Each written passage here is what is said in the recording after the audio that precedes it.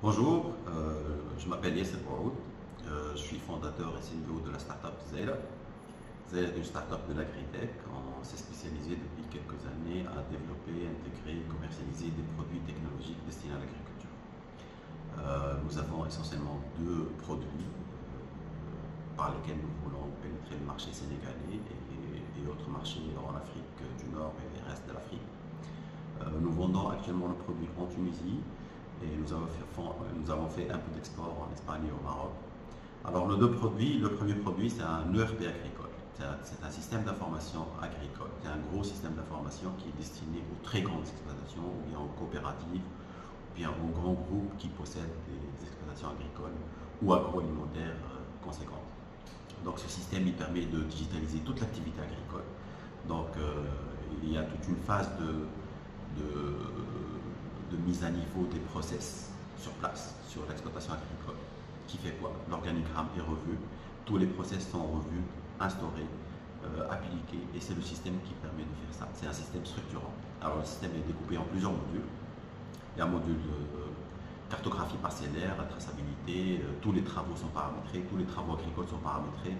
Dès qu'on planifie une tâche agricole de traitement phytosanitaire ou bien de labour, que ce soit mécanique ou manuel, le système peut calculer à l'avance combien cette tâche va coûter en termes de ressources, en termes de finances, combien va consommer de ressources en termes de main-d'œuvre, de carburant, de travaux mécaniques, de litres d'eau ou de mètres cubes d'eau, de produits phytosanitaires en kilos ou en litres. Et dès qu'on exécute et on valide cette tâche, le système peut, à chaque validation, il confronte ce qui a été planifié avec ce qui a été réalisé. Et donc, à chaque jour et à chaque exécution ou validation de tâches agricoles, le système nous met au courant des avancements des travaux agricoles, à quel pourcentage ils ont été effectués, les rendements de ces travaux agricoles, que ce soit de la récolte, que ce soit... Et chaque tâche agricole a un certain rendement et on a des moyennes, un bon benchmark paramétré au système à l'avance. Il y a aussi tout ce qui est gestion de stock, gestion des produits de la ferme, les stocks des produits de la ferme, gestion aussi des stocks des produits phytosanitaires ou bien autres pièces de rechange ou consommables. Si par exemple on prend un produit phytosanitaire, un pesticide ou un herbicide, sur le module gestion de stock, on va trouver tous les paramètres techniques, contre quelle maladie on utilise ce produit, avec quelle dose on utilise ce produit. Pour chaque variété ou chaque culture, il y a une dose parfois sur certains produits. Il y a un respect du délai avant récolte. Le système ne permet pas de dépasser les doses ni de dépasser les délais avant récolte, le DAR, le nombre d'utilisations par campagne ou par année et la zone de l'entraitement. Donc c'est un système qui est structurant, qui est assez structurant. Il y a un module de gestion d'immobilisation où tous les tracteurs, engins sont paramétrés, les sources d'eau, tout ce qui est immobilisation paramétré, et c'est là où on peut suivre le coût horaire exact de chaque engin mécanique, par exemple, de chaque tracteur. On peut y faire tout ce qui est réparation, intervention, les charges, l'alimentation en carburant. Bref, c'est un module INO qui est assez complet.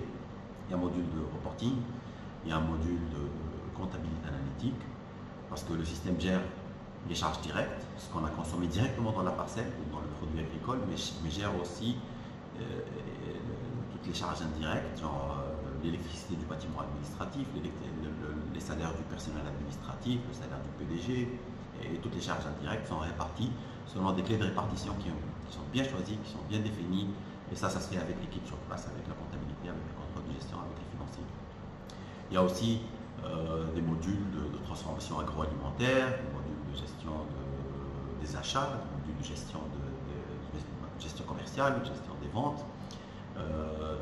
S'il y a une unité de transformation sur place ou ailleurs, on gère ça aussi. C'est par exemple en Tunisie, on a plusieurs clients qui ont de très grandes exploitations d'oliviers avec une unité de transformation ou d'extraction d'huile d'olive.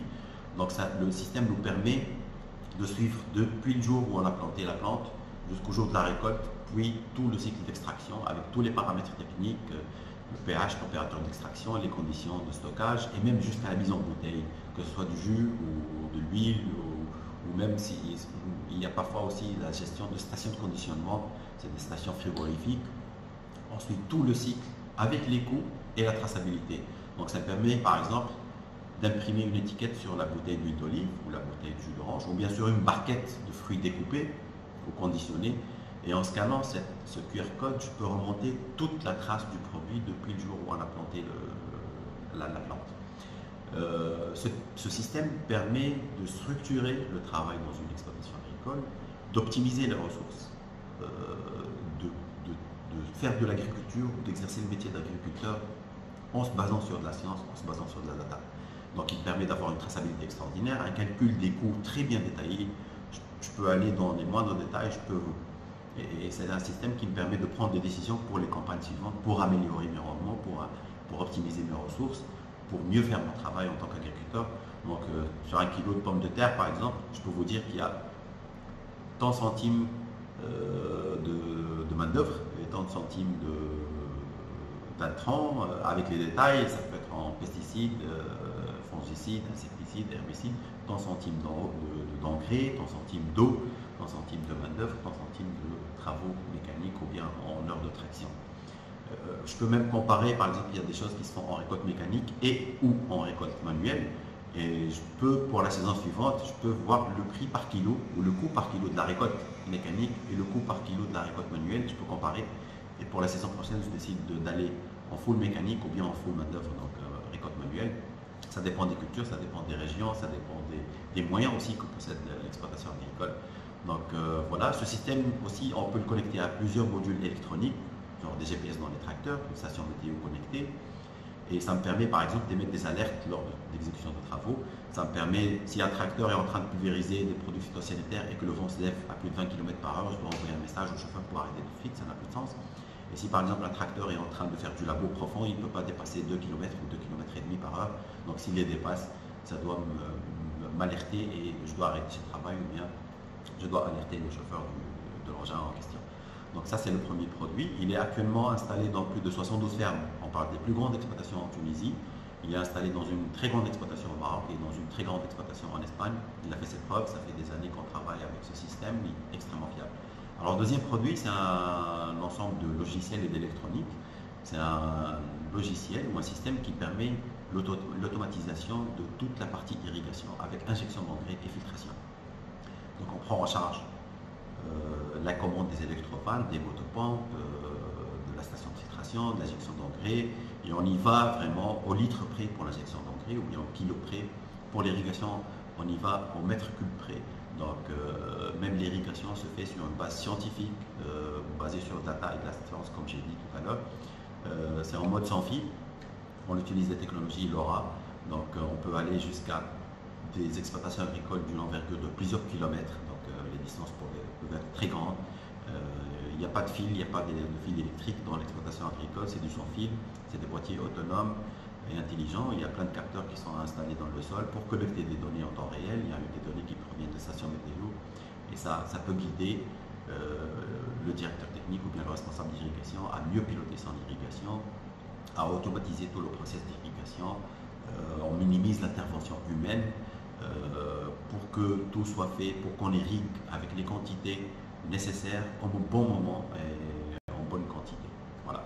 Merci et à très bientôt.